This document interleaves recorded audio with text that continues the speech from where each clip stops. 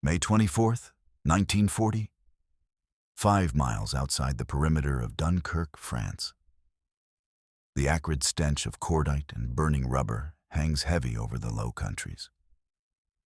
Private Arthur Beaumont of the British Expeditionary Force, BEF, presses his face into the damp soil of a roadside ditch as a flight of Junkers Ju-87 Stukas screams overhead. The terrifying wail of their Jericho trumpets tears through the air, followed by the rhythmic thud-thud-thud of 250-kilogram bombs shattering the earth. Arthur looks back at the road, a graveyard of charred Bedford trucks and abandoned Morris CS-8s. For weeks, the Blitzkrieg has been a relentless, mechanized nightmare. The German Panzers, slicing through the impenetrable Ardennes, have executed a classic Sichelschnitt, a sickle cut, that has pinned the British, French, and Belgian forces against the cold and gray waters of the English Channel. "Move it, Beaumont. We aren't dying in a hole today," shouts Sergeant Miller, his face masked in a layer of oil and sweat. They are retreating, not a tactical withdrawal, but a desperate scramble toward the sea. Behind them, the French First Army is fighting a suicidal rearguard action at Lille, buying every precious second with their lives. To the north, the Belgian army is on the verge of collapse. The pocket is shrinking. The Allied forces are no longer an army. They are a target. In London, within the cramped, tobacco-stained air of the war rooms, Vice Admiral Bertram Ramsay looks at a map of the French coast. The situation is catastrophic. Because the German High Command has halted their tanks for a brief 48-hour window to regroup, a halt order that feels like a divine reprieve. But the Luftwaffe is still hunting. Ramsay's task is Operation Dynamo. The goal is grim. Evacuate perhaps 30,000 to 45,000 men before the perimeter collapses. Back on the dunes, the sight is surreal. Thousands upon thousands of men in khaki stand in long, disciplined lines stretching into the surf. They aren't shouting. They are waiting. The majestic port of Dunkirk is a ruin, its oil tanks sending a pillar of black smoke miles into the sky, acting as a grim beacon for the German bombers. Arthur reaches the mole, a narrow stone and wooden breakwater reaching out into the deep water. It is the only way onto a destroyer, but it is a narrow, exposed gangplank between life and a watery grave. He looks out toward the horizon, praying for a sail, a hull, anything. But the English Channel is vast, and the Royal Navy's destroyers are being picked off one by the circling shadows in the clouds. May 27th, 1940. The port of Sheerness, Kent, England. The salt spray stings Charles Herbert's eyes as he adjusts the throttle of the Mary Jane, a 30-foot wooden motor cruiser usually reserved for weekend fishing trips and quiet afternoons on the Thames. Beside him stands his teenage son, pulling on a heavy wool sweater. They aren't soldiers. They aren't even merchant marines. But 2 hours ago, a naval officer in a rain-slicked coat arrived at the docks with an emergency requisition order. "The Admiralty needs your boat, Mr. Herbert," the officer had said. "And if you're willing, they need you too." All along the southern coast of England, from Margate to Portsmouth, the scene is being repeated. It is a call to arms for the common man. Lifeboat crews, weekend sailors, and tugboat captains are fueling up. There is no time for naval drills or tactical briefings. They are told simply to head for the black smoke on the horizon and follow the destroyers. As the Mary Jane clears the breakwater, she joins a surreal armada. To Herbert's left is a massive paddle steamer, its decks crowded with crates of water. To his right, a soot-stained Thames barge with brick-red sails. It is a ragtag fleet of over 800 vessels, bobbing in the wake of the gray-hulled destroyers like a trail of ducklings following a wolf. Back at Dunkirk, the miracle is still a distant hope. For Private Arthur Beaumont, the beach has become a landscape of psychological endurance. The tide goes out for miles, leaving the men exposed on the flat, wet sand. When the Stukas dive, there is nowhere to hide. You simply lie flat, press your helmet into the sand, and listen to the thump-thump of the 20mm cannons stitching a line of death toward you. The water near the shore is too shallow for the Royal Navy's big ships. Destroyers like the HMS Wakeful and HMS Grafton are forced to stay nearly a mile out, their silhouettes sharp against the sunset.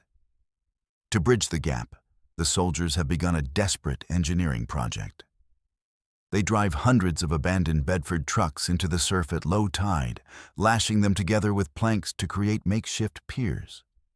Arthur watches as a small, white-painted motor yacht, no bigger than a local ferry, drifts toward the shore. He sees a man in a civilian flat cap at the wheel. The sight is jarring. It's a piece of home, of Sunday afternoons and peacetime, appearing in the middle of a slaughterhouse. "Look at that," Sergeant Miller mutters, wiping blood from a shrapnel nick on his cheek. "The bloody weekend sailors are here." The small boats begin to swarm the shallows. They ferry 20 men at a time, rowing them out to the larger ships, then returning for more. It is a slow, agonizing process. Overhead, the RAF's Spitfires and Hurricanes are locked in a desperate dogfight with the Luftwaffe's Messerschmitt Bf-109s.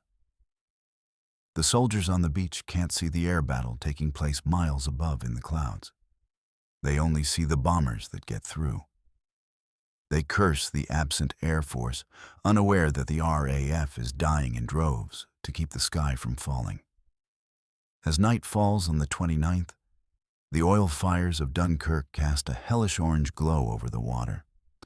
The Mary Jane bumps against a makeshift truck pier. Charles Herbert reaches out a hand to a mud-caked soldier who looks more like a ghost than a man. "Easy now, lad," Herbert says, his voice steady despite the roar of distant artillery. "We're taking you home. June 1st, 1940. The East Mole, Dunkirk Harbor." The dawn brings no relief, only clarity for the German gunners. The halt order is a memory now, and the German 18th Army is pressing hard against the thinning line of the French rearguard and the British 4th and 3rd Divisions. The perimeter is a shrinking circle of fire. On the mole, Private Arthur Beaumont is shoved forward by the sheer mass of humanity. The wooden structure groans under the weight of thousands. Below, the destroyer HMS Havant is tied up, its anti-aircraft guns barking rhythmically at the sky. Suddenly, the air vibrates with a low, guttural thrum. "Incoming! Get down!" A flight of Heinkel. The 111 bombers emerges from the smoke. Unlike the diving Stukas, these level bombers carpet the harbor. The water erupts in towering white geysers. A direct hit strikes the concrete base of the mole, sending chunks of stone and men into the freezing currents. The Havant recoils as a near miss buckles her hull. Arthur watches, paralyzed, as a nearby French destroyer, the Foudroyant, is hit amidships. In less than a minute, the pride of the French fleet vanishes beneath the waves, leaving only a chaotic swirl of oil and screaming survivors. The harbor is becoming a graveyard of iron.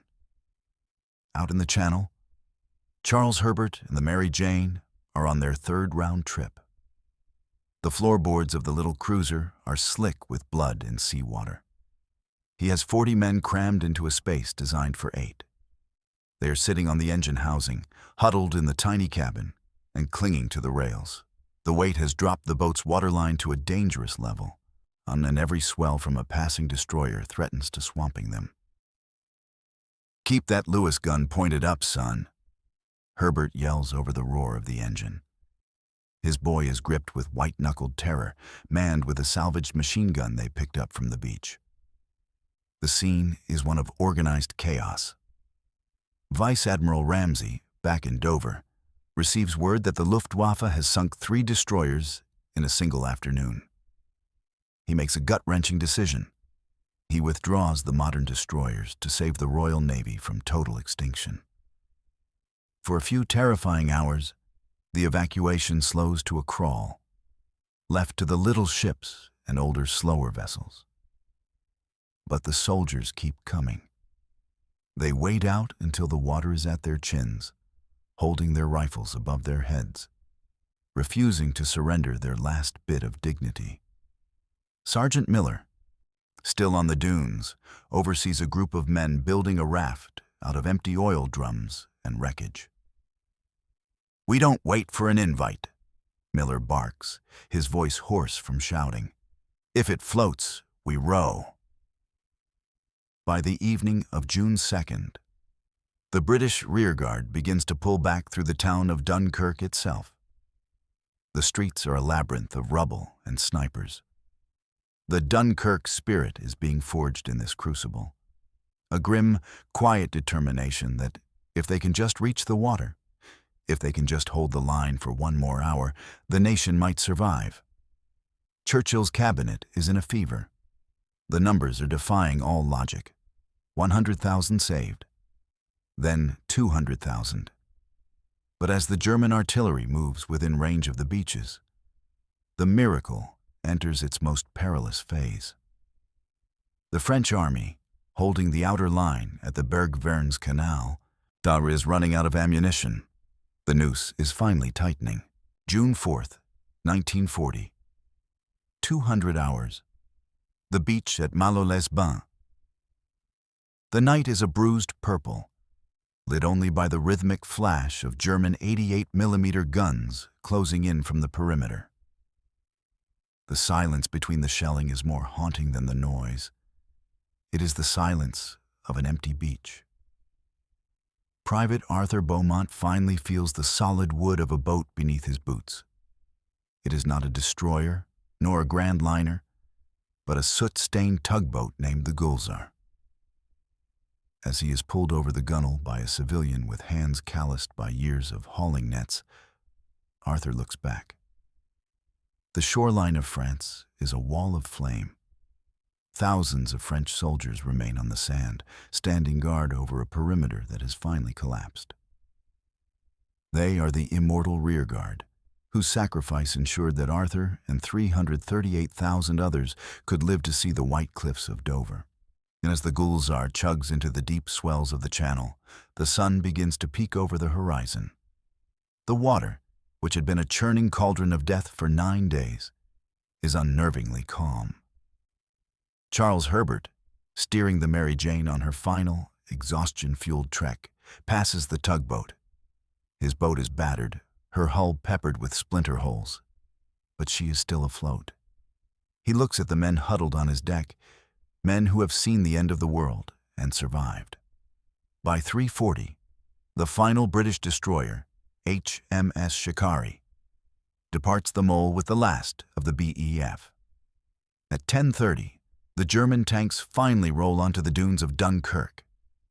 They find a wasteland of rusted steel, 64,000 vehicles, 2,500 guns, and nearly 500,000 tons of supplies left behind in the rush. To the German High Command, it looks like a total Allied defeat. But as the trains pull into London's Waterloo Station, the atmosphere is not one of a defeated nation. Arthur Beaumont steps off the carriage, expecting boos or silence for the great retreat. Instead, he is met by women handing out tea, sandwiches, and beer. The British public doesn't see a beaten army. They see their sons returned from the dead. In the House of Commons, Winston Churchill rises to address a breathless nation. He is a realist, reminding the world that wars are not won by evacuations. Yet, he knows that the miracle of Dunkirk has provided something more valuable than equipment. It has provided the mythos of survival. The 338,226 men saved are the seed of a future Allied army. These veterans will carry the memory of the little ships into the deserts of North Africa, the hills of Italy, and eventually, now back to the beaches of Normandy 4 years later. The Dunkirk spirit is no longer just a slogan.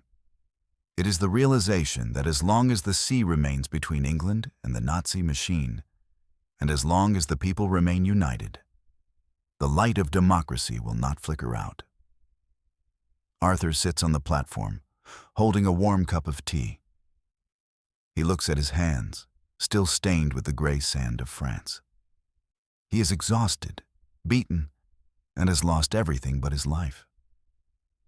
But as the sun shines through the soot-covered glass of the station roof, he realizes for the first time since May, they are going to win.